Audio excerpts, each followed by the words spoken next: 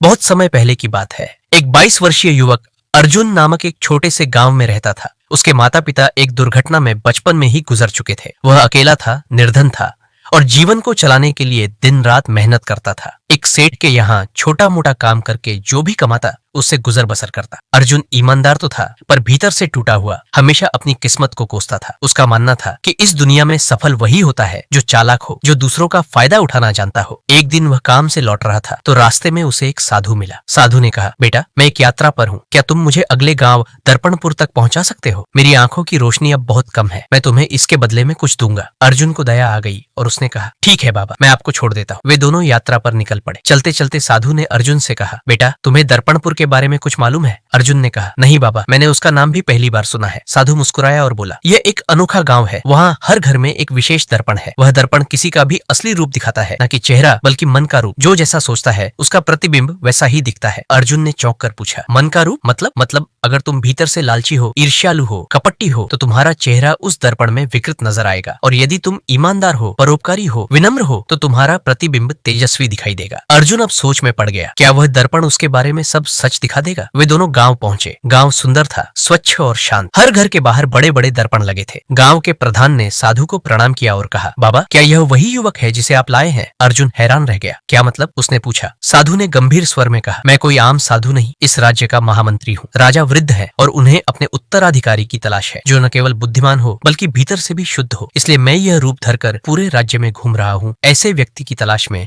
जो केवल अपने कार्य के लिए कुछ न करे बल्कि दूसरों की मदद निस्वार्थ भाव से कर सके। अब अर्जुन की सांसें तेज हो गई। वह डर गया। उसने तो यात्रा में कई बार ऐसा सोचा था कि साधु को छोड़कर भाग जाए, उसका थैला चुरा ले, लेकिन वह सिर्फ सोच था, उसने कुछ किया तो नहीं था। उसे दर्पण के सामने लाया गया। जब उसने अपनी ओर देखा तो उसका चेहरा थोड़ा धुंधला, थोड़ा मलिन दिखाई दिया। पूरी तरह विकृत नहीं था पर तेजस्वी भी नहीं। साधु मुस्कुराया और बोला, तुम्हारा मन संघर्ष कर रहा है अर्जुन, तुम्हारे भीतर अच्छाई भी है और बुराई भी। फर्क सिर्फ इतना है कि तुमने अभी तक अपनी सोच को काबू में नहीं किया है। यदि तुम चाहो तो तुम्हारा मन एक दर्पण बन सकता है, एक ऐसा दर्पण जिसमें ईश्वर झांक सके। अर्जुन की आंखों से आंसू गिरने लगे। उसे पहली बार लगा कि विचार भी कर्म होते और उन्हें नियंत्रण में रखना कितना जरूरी है। उसी दिन से अर्जुन ने अपने जीवन को बदलना शुरू किया। सालों बाद वह एक महान राजा बना, दया, न्याय और आत्म संयम का प्रतीक। कहानी से सीख, कर्म से बड़ा कोई धर्म नहीं और विचार ही कर्म की पहली सीढ़ी है। हम जो सोचते हैं वही अंततः बन जाते हैं। अगर विचारों को समय रहते नहीं रोका गया तो वे हमें ऐसे रास्ते पर ले जा सकते हैं जहां से लौटना मुश्किल हो जाता है। हर विचार पर नजर रखें क्योंकि वही आपके चरित्र